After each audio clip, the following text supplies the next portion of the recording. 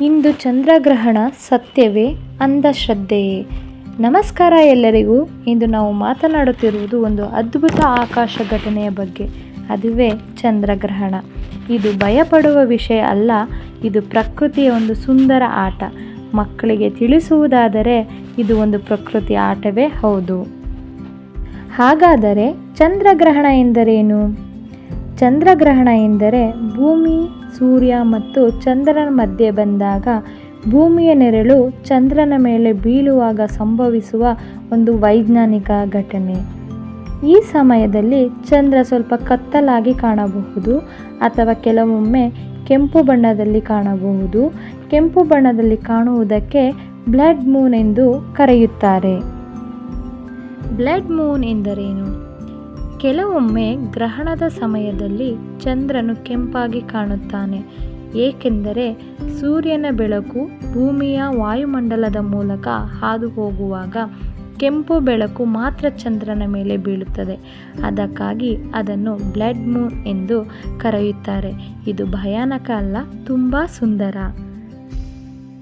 ಚಂದ್ರಗ್ರಹಣದ ವಿಧಗಳು ಅವುಗಳೆಂದರೆ ಸಂಪೂರ್ಣ ಚಂದ್ರಗ್ರಹಣ, ಭಾಗಶಃ ಚಂದ್ರಗ್ರಹಣ, ಉಪಛಾಯ ಚಂದ್ರಗ್ರಹಣ.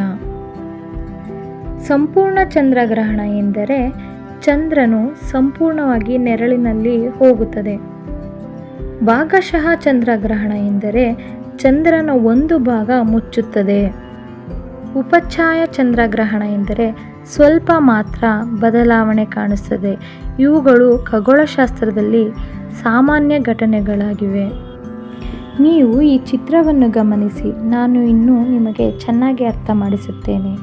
ಮೊದಲಿಗೆ ಸೂರ್ಯ ಅಂದರೆ ಸನ್ ಎಡಭಾಗದಲ್ಲಿ ಒಂದು ದೊಡ್ಡ ಹಳದಿಯ ವೃತ್ತವಾಗಿ ಕಾಣುತ್ತಿದೆ, ಅಂದರೆ ಭೂಮಿಗೆ ಸೂರ್ಯನಿಂದ ಬೆಳಕು ಬೀಳುತ್ತಿದೆ.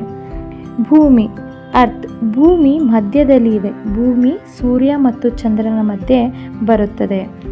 ನಂತರ ಚಂದ್ರ, ಚಂದ್ರನು ಬಲಭಾಗದಲ್ಲಿ ಇದೆ. ಭೂಮಿಯ ನೆರಳು ಚಂದ್ರನ ಮೇಲೆ ಬೀಳುತ್ತಿದೆ. ನಂತರ ಅಂಬ್ರ ಮತ್ತು ಪೆನಂಬ್ರ ಎಂದು ಬರೆದಿದೆ. ಆಂಬ್ರ ಎಂದರೆ ಚಿತ್ರದಲ್ಲಿ ಗಾಢ ಕತ್ತಲೆ ಭಾಗವನ್ನು ಆಂಬ್ರ ಎಂದು ಕರೆಯುತ್ತಾರೆ. ಇದು ಸಂಪೂರ್ಣ ನೆರಳು. ಚಂದ್ರ ಈ ಭಾಗದಲ್ಲಿ ಬಂದರೆ ಸಂಪೂರ್ಣ ಚಂದ್ರಗ್ರಹಣ ಎಂದು ಹೇಳುತ್ತೇವೆ. ನಾನು ಆವಾಗಲೇ ಚಂದ್ರಗ್ರಹಣದ 3 ವಿಧಗಳಲ್ಲಿ ತಿಳಿಸಿದೆ. ಪೆನಂಬ್ರ ಎಂದರೆ ಸ್ವಲ್ಪ ಬೆಳಕು ಇರುವ ಭಾಗವನ್ನು ಪೆನಂಬ್ರ ಎಂದು ಕರೆಯುತ್ತಾರೆ. ಇದು ಅರ್ಧ ನೆರಳು. ಚಂದ್ರ ಈ ಭಾಗದಲ್ಲಿ ಇದ್ದರೆ ಭಾಗಶಃ ಗ್ರಹಣ ಕಾಣಿಸುತ್ತದೆ. ಚಂದ್ರಗ್ರಹಣದ ಬಗ್ಗೆ ವಿಜ್ಞಾನ ಏನು ಹೇಳುತ್ತದೆ ಎಂದರೆ, ವಿಜ್ಞಾನದ ಪ್ರಕಾರ ಇದು ಒಂದು ನೈಸರ್ಗಿಕ ಪ್ರಕ್ರಿಯೆ. ಭಯಪಡುವ ಅಗತ್ಯವಿಲ್ಲ. ಕಣ್ಣಿನಿಂದ ಸುರಕ್ಷಿತವಾಗಿ ನೋಡಬಹುದು. ಇದು ಸೂರ್ಯಗ್ರಹಣದಂತೆ ಅಪಾಯಕಾರಿ ಅಲ್ಲ. ಇದು ಭೂಮಿ, ಸೂರ್ಯ ಮತ್ತು ಚಂದ್ರನ ಸ್ಥಾನದ ಬದಲಾವಣೆಯಿಂದ ಆಗುತ್ತದೆ. ನಮ್ಮಲ್ಲಿರುವ ನಂಬಿಕೆಗಳು. ಸಮಾಜದಲ್ಲಿ ನಮ್ಮಲ್ಲಿ ಕೆಲವು ನಂಬಿಕೆಗಳಿವೆ. ಗ್ರಹಣದ ಸಮಯದಲ್ಲಿ ಊಟ ಮಾಡಬಾರದು. ಎರಡನೆಯದು, ಗರ್ಭಿಣಿಯರು ಹೊರಗೆ ಹೋಗಬಾರದು. ಪೂಜೆ ಮಾಡಬಾರದು. ನೀರಿಗೆ ತುಳಸಿ ಹಾಕಬೇಕು ಎಂದು ನಂಬಿಕೆಗಳಿವೆ. ಗ್ರಹಣದ ಸಮಯದಲ್ಲಿ ಊಟ ಮಾಡಬಾರದು ಎಂದು ಹಿಂದಿನ ಕಾಲದಲ್ಲಿ ಏಕೆ ಹೇಳುತ್ತಿದ್ದರು ಎಂದರೆ, ಹಿಂದಿನ ಕಾಲದಲ್ಲಿ ನಮಗೆ ವಿದ್ಯುತ್ ಸೌಲಭ್ಯ ಇರಲಿಲ್ಲ ಮತ್ತು ಗ್ರಹಣದ ಸಮಯದಲ್ಲಿ ಹೆಚ್ಚು ಕತ್ತಲೆ ಇರುತ್ತಿತ್ತು. ಆಹಾರವನ್ನು ಹೊರಗೆ ಇಡುತ್ತಿದ್ದರಿಂದ ಹುಳುಗಳು ಮತ್ತು ಧೂಳು ಬೀಳುವ ಸಾಧ್ಯತೆ ಇತ್ತು. ಹಾಗಾಗಿ ವಿಜ್ಞಾನ ತಿಳಿದಿರದ ಕಾಲದಲ್ಲಿ ಜನರು ಭಯದಿಂದ ಕೆಲವು ನಿಯಮಗಳನ್ನು ಮಾಡಿಕೊಂಡಿದ್ದರು.